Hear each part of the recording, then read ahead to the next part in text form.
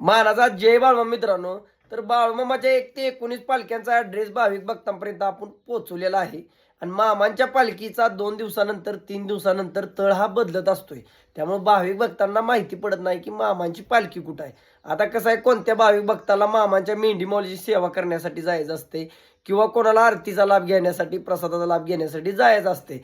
तर आता मामांचा भंडारा उत्सवाला येत्या 15 तारखेला, 15 मार्चला 2026ला. तर आता काय काय जी गरीब भाविक भक्त असतील मित्रांनो, त्यांना खरंच आदमापूरला जायचं होत नाही.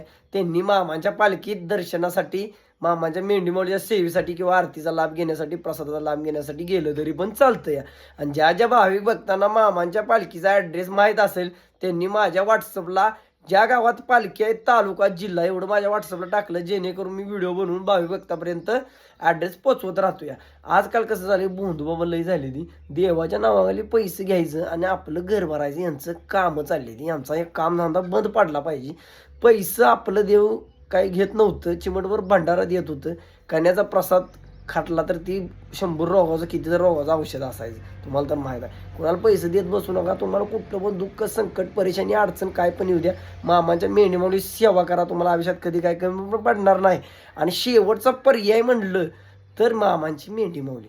मित्रांनो, ॲड्रेस असला तर माझ्या व्हॉट्सअपला टाका. व्हिडिओ जास्तीत जास्त शेअर करा. तुम्ही असले तसले व्हिडिओ जास्त शेअर करता, पण ह्या जर व्हिडिओ तुम्ही शेअर करा तर काय काय भाविक भक्तांना मामांच्या पालखीचा ॲड्रेस सापडत नाही, तो ॲड्रेस सापडेल. मानाचा जय बाबा.